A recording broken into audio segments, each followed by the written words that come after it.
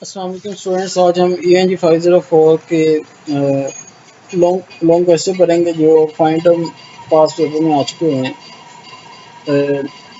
اگر آپ نے چینل کو سبسکرائب نہیں کیا تو پہلے سبسکرائب کریں اور بیل آئیکن کو بھی دبا لیں تاکہ آپ کو نئی آنے والی ویڈیو آپ کو ملتی رہے۔ کویسچن نمبر 11 ہے discuss identity formation in second language acquisition, for example, learners in different cultural contexts like USA, UK.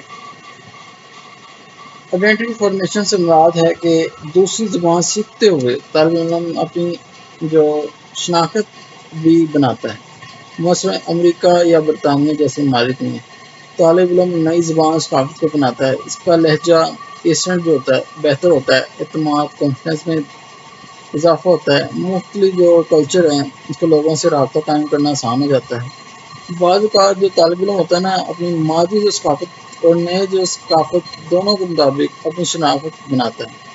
مطلب زبان سیکھنے کا عمل صرف نئی زبان سیکھنا نہیں بلکہ جو نئے جو ثقافتی شناخت بھی بنانا ہوتا ہے۔ نیکسٹ ہے question number 12، explain ethnographic perspectives in second language research.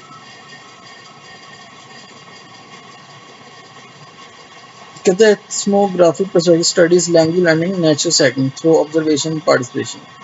Observation participation کے ذریعے ایتھنو جو پرسپیکٹیو اسٹڈیز جو language learning in natural settings, اس میں کلاس روم کا مشاہدہ کیا جاتا ہے، طلباء کے رویے دیکھے جاتے ہیں، اساتذہ اور طلباء کے جو انٹرویوز لیے جاتے ہیں، روزمرہ جو زندگی ہوتی ہے نا اس میں زبان کا استعمال کا جائزہ لیا جاتا ہے۔ حقیقی اس کی جو امپورٹنس ہے وہ یہ کہ حقیقی ماحول حاصل ہوتا ہے، ثقافت اور معاشی ماحول میں بہتر سمجھا جاتا ہے، زبان سیکھنے کے اصل مسائل سامنے آتے ہیں۔ کویشچن نمبر 13 ہے discuss transition competence with example in language learning.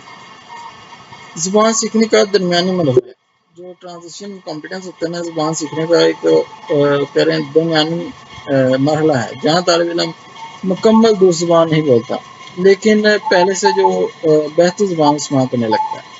مثال کے طور پر ہی گو ٹو اسکول یسٹرڈے، یہ جملہ مکمل درست نہیں ہے لیکن اس سے ظاہر ہوتا ہے کہ طالب علم جو نا زبان سیکھنے کے عمل میں ترقی کر رہا ہے۔ اس کے جو اہم نکات ہیں وہ یہ ہے کہ غلطیاں سیکھنے کا حصہ ہوتی ہیں، مسلسل مشق سے زبان بہتر ہوتی جاتی ہے۔ کویشچن نمبر 14 ہے explain benefits and challenges of second language learning in class room.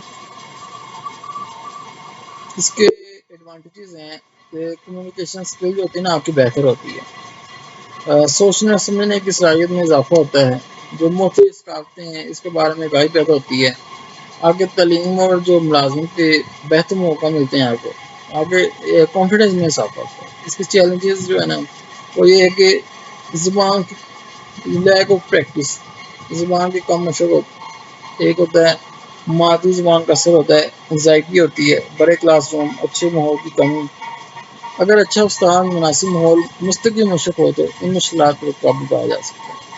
Question number 15 ہے discuss the role of culture in second language teaching with advantage.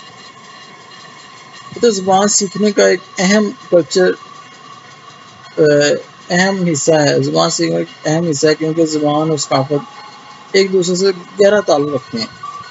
Culture کا کردار تو زبان کے اصل معنی سمجھنے میں مدد دینا ہے، مختلف معاشی رویے سے آگاہ کرتا ہے، اس کلچر کو اتنا صحیح انداز میں گفتگو کرنا سکھاتا ہے، مختلف ثقافتوں کا احترام پیدا کرتا ہے۔ اس کے فوائد کیا ہیں؟ انٹر کمیونیکیشن بہتر ہوتی ہے، غلط فہمی میں کمی آتی ہے، طلباء کا اعتماد بڑھتا ہے۔